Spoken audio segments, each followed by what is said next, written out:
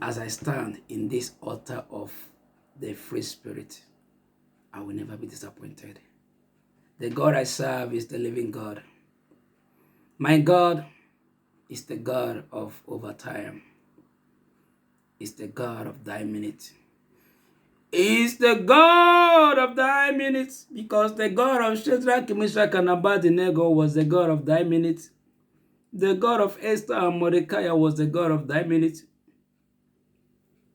The God of Daniel was the God of thy minutes. The God of Hannah was the God of thy minutes. The God of Sarah was the God of thy minutes. The God of Elijah was the God of thy minutes. Child. The God of Jacob was the God of thy minutes. The God of Isaac was the God of thy minutes.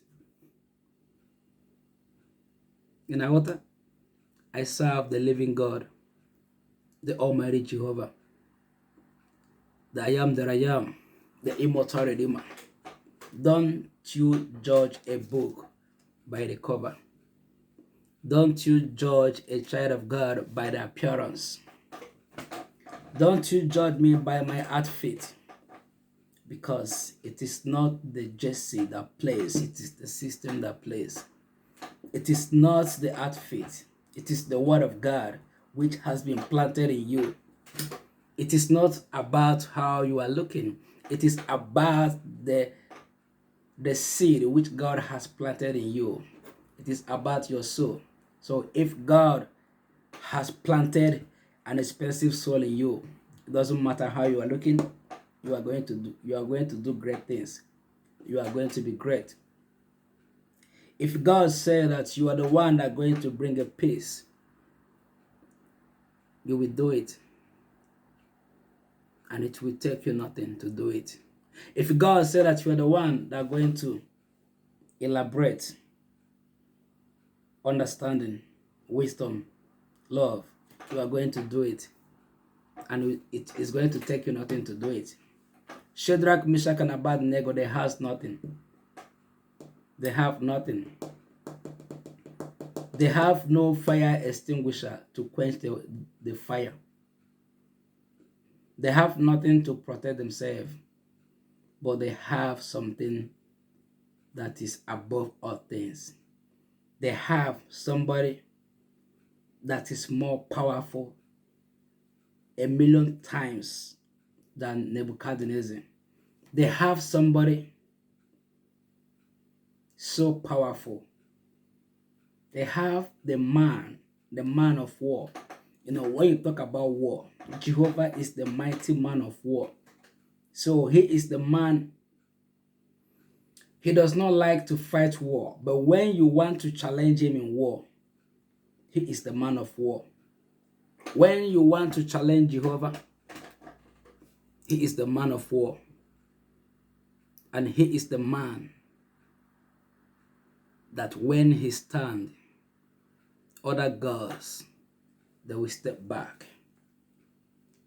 Because mighty man pass mighty man. Mighty man surpasses other mighty man, other mighty men. Odogu pass Odogu. Great man pass great man. But God is the mighty man in battle. So he is the king of the kings. King pass a king. But Jehovah is the king of kings. And there is Lord. There is Lord with a small letter. But Jehovah is the Lord with a capital letter. There is gods. You know what I'm saying? There is different gods. Every country have their own gods. Everybody have their own God. But the only God with a capital G is Jehovah. Elohi Adonai. Yahweh. Jehovah Jireh. Jehovah Nisi. Jehovah Ebenezer. Jehovah Adonai. So Jehovah is the only person that could be able to challenge Pharaoh. He was the only person that could be able to challenge Nebuchadnezzar. You know what I'm saying? Because these were the two people that wanted to question the authority of God. They said, no, we don't know what you're talking about. You know what I'm saying? Pharaoh said, no, I don't know what you're talking about. Nebuchadnezzar said, shut up. Who are you? I want to know who is your God. And you know, when Jehovah is dealing with people, they want to know who he is. Because Jehovah, first of all, he does not show himself. He does not, because Jehovah does not look for trouble. Jehovah does not make trouble. He is, you know, he is the King of Kings, the Lord of Lords. And he is the master of peace. So when you need peace, Jehovah is the Baba of peace. So that's the reason why he does not make trouble. But anybody who goes against him or against his authority, then Jehovah will tell you that he is the master of peace and also he is the mighty man of war. There is something that Jehovah made Pharaoh. Jehovah told Pharaoh, you have to let my people to go. Let them go. Let them be. Let them go and have their own peace. Let them go and have their own peace. But Pharaoh said, no, I won't let them to go. Why should I allow them to go? Jehovah said, but I say you should allow them to go.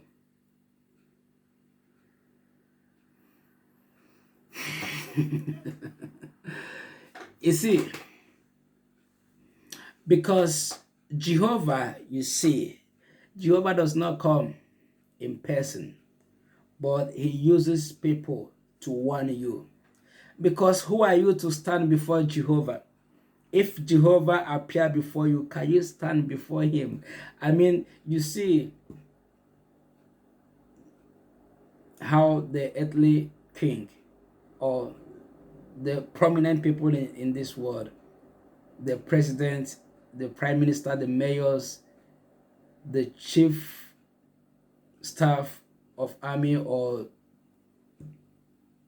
inspector general of police, you see, when they are working, they work with security. You know, anywhere they are, you see their glory. The glory of their security, you see it within them. Just imagine when Jehovah appears before you. Just imagine the kind of security that Jehovah will have around him. So who are you to be able to stand? That's the reason why Jehovah always uses people who can be able to relate to the people that he wants to deal with, to warn them first. When Jehovah will appear, you can't see Jehovah.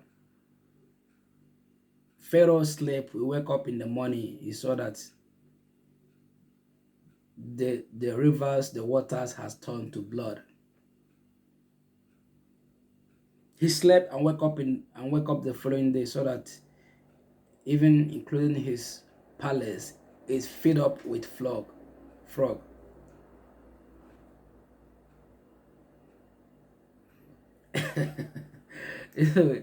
You see, so Pharaoh was expecting Jehovah to come and fight with him. But Jehovah knew that Pharaoh was nobody, because Jehovah knew the day that Pharaoh was Jehovah knew the day that Pharaoh was being put inside his mother's womb. Jehovah knows the day that Pharaoh was being given birth to. So how can Jehovah step down from heaven to come and discuss with Pharaoh? Who is Pharaoh? Who are you to challenge God? God knows exactly the day you were being given birth to. He knows your father, the day your father was giving birth to your mother, the same thing. So they gave birth to you and you want to challenge Jehovah. Who are you? Who are you? Who are you? Who are you to challenge Jehovah? Jehovah that has been existing from the beginning of the world, before the world even start to exist. Jehovah has been enthroned. He has been God. So that's why it doesn't matter what you are going through in this life. You just have to know that anything that Satan took away from you, he took it away from you spiritually. Satan may use the image of people, the names of people, to scam you or to dupe you, to take away your precious things. But you know, one thing I just want to let you to know is that devil has no storehouse. Devil has no place where he can store the blessings he's taken away from people. So what devil does is that when Satan takes something away from you, he give it to someone else. That's why you see there's a place where the Bible says that the righteous, they will inherit the weight of the wicked. I mean, the righteous, they, the, the, the things of the wicked will be diverted to the righteous. Because when Satan comes to you, he comes to you spiritually to rob you and store the things away from you.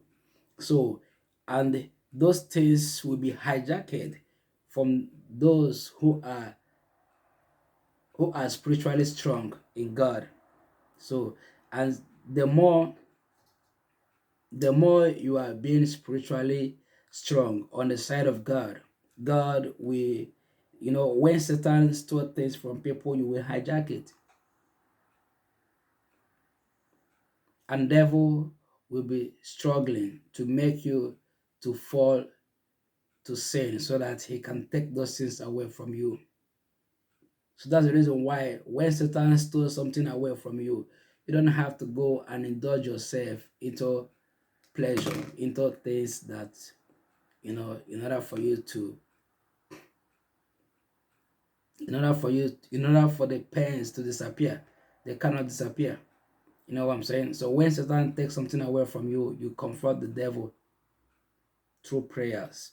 You approach Satan through prayers, one-on-one. And the harder you approach Satan, the faster you will collect those things back from Satan. Because devil, he keeps on stealing from people. So, but you will get exactly what he takes away from you. You may get more than what he took away from you. You know what I'm saying? So that's the reason why you don't have to give up in God, because maybe things are not working the way you have prayed for things to work for you. Maybe Satan has pushed you to the point whereby you don't believe that God is real. Oh, let me tell you something. There are people who have money. When you talk about money, there are people who have real money, like they have money. If they want to start to throw their money on the air, they will do it continuously for complete a year, and the money will not finish. They have money. But upon that, when they enter into the secret of their secrets, they bow down before God. They bow down to God. When their enemy attack them, they go to God and cry to God. But these people, they have money. Like, they have money, and they have outstanding products. Their product is well known. They have make everything that they want to make, but still yet they believe that there is God. So what about you? How much did Satan steal away from you? How much did the devil steal away from you? What did Satan steal away from you? You are talking about your family, your problem. Do you know, as big as New York City, as large as New York City, as rich as New York City, there are people who are homeless in New York City. You know, if you want to talk about your family problem, you want to talk about it because you don't want to be who you are because your family does not have a house because of this, because of that. Have you heard other people's story? I mean, have you ever heard other people's story?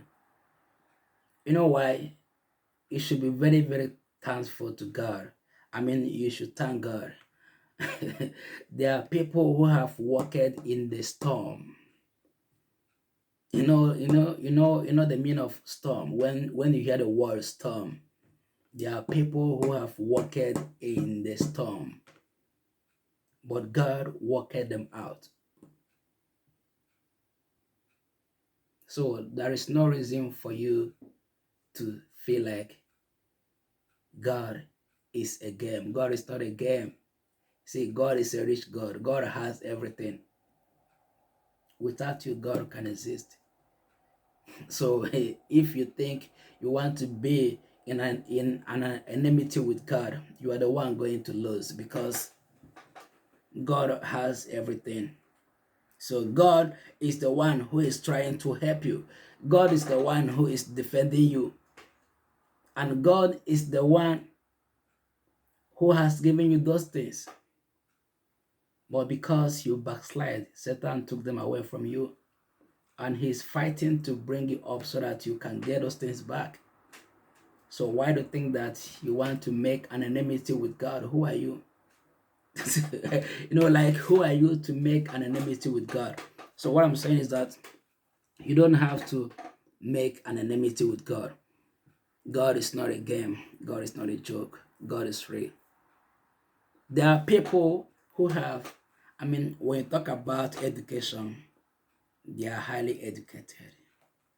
They have all degrees in academics. But upon that, they still go to church. When their enemy attack them, they run to God. They cry to God. You talk of intelligence. There are people. There are people that, I don't know how to explain it. You talk of intelligence. There are people who are intelligent a million times than you, but they still trust in God. They still believe in God. So God is incomparable. There's nothing you can use to compare your situations. As you have people who are bigger than you, so you have people you are better than, and they still trust in God. You know what I'm saying? God did a lot of things for me. He fights so many battles for me. And you know what? There's a place that says in the Bible that was a poor man in the book of Ecclesiastes. There was a poor man who brought an idea to save a city. But after the city was being saved, after the people was being rescued or escaped the danger, nobody remembered him.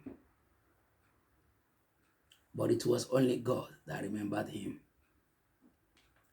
So if you are doing something and you think that people have forgotten you, God has not forgotten you. The people you see who are rich, it is not their money. It is God's money. And that's why you see that they are humble, they are quiet, because the money they have is not their money. The money belongs to God. Because they did not know how the money managed to come to them. You know what I'm saying? So if you think that because the money you have is because you are doing this, you are doing that, there are people who are doing the same thing more better than you, but you have the best result. So the people who are rich, none of them have the idea how their money came. Maybe it was the sacrifice that their parents did in their lifetime that attracted the message of God, the favor of God in them. Maybe one person in their family, in their generation, did something and God could not bless the person. But later God opened the protocols and said, what about this family? What have I done for this family? You know, when God opened the chapter of the family of Jesse, he says to Samuel, go and anoint somebody in the house of Jesse. You know what I'm saying? So if you want to kill yourself because you see people doing one thing or the other on the social media, and you feel like you want to go and kill yourself, you want to stop your school because you watch some videos on the social media, you want to stop your school because the next person, I mean your uncle or somebody next to you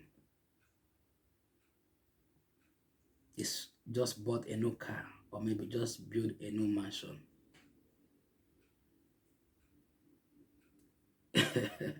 Let me tell you something. You see, when I was a child, when I was a little boy, one day I wake up in the morning. The night before that morning, there was a heavy rain. So I was going to the market that very morning and I saw people gathered. So I was like, what happened? Because whenever I see people gathered, that means that somebody died or something like that. Something tragedy happened. So I was like, what happened? So I tried to ask people who was within the area. They said that a young man, while it was raining in the night, he went to his father's room and cut off the father's manhood and ran away with it. You know, that he want to use it to make blood money. You know, he want to use it for rituals so that he can make money. So I was like, seriously. So I feel so pity for the boy because Satan has robbed him and his family. You know, the young man, because he saw that his uncle was very rich. But but he never understand what really make his uncle to be rich. He thought that his uncle was rich because he did he did a rituals by killing his parents that make him rich. You know, so there are things that you have to understand. God is the one that gives money. There's a place that says in the book of Proverbs, it says, never you give your energy, never you give your mind to money, because money is like, money has a wings, it flies. So if money decides to fly to your way, it will fly. If God said no, it's not gonna fly. So that's why I'm saying that the people who have money, you think that they have money, it is not their money. The money belongs to God, because they cannot explain how they get the money. They have something they are doing, yes, but they cannot explain how they get the money. And if they want to brag because they have money, God will take the money away from them. That's why you see people who have real money, they are very calm and quiet, because they know that the money they have is not their money. So God gave them that money for them to do something very unique. So why am I saying this to you is that this life we see we are living, none of us knows the time we are coming, and none of us knows where we are going. But one thing we know for sure is that God will surely bless us. So anything you are doing it for God. And God has you in his protocols. One day he will open your chapter. Just believe me.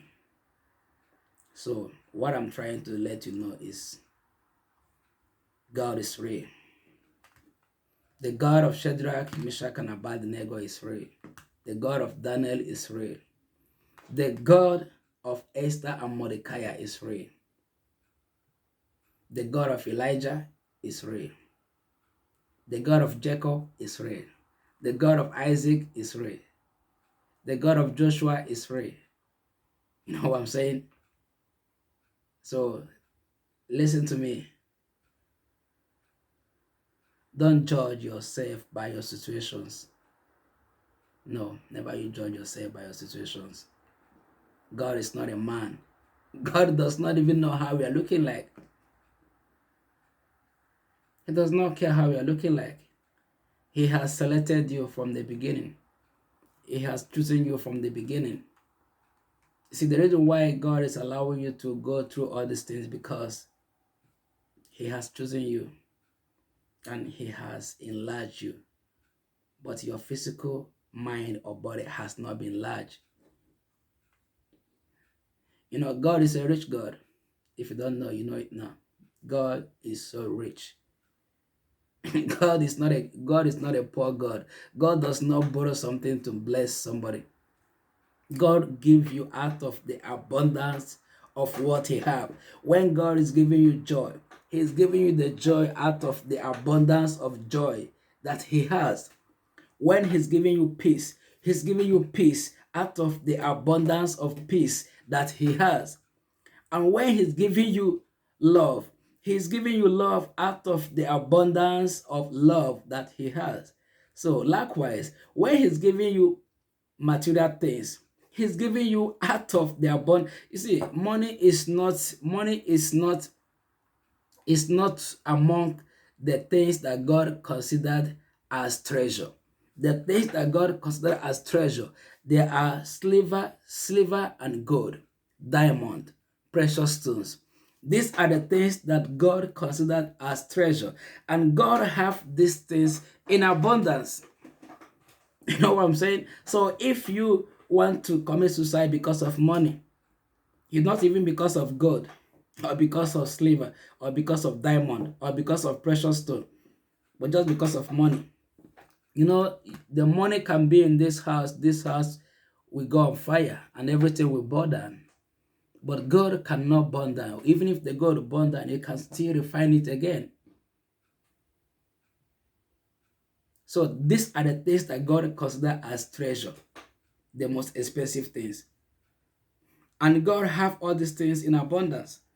And you are being worried because of money, because of just paper. That's why I say that people who have money, they are quiet because they know that the money they have is not their money.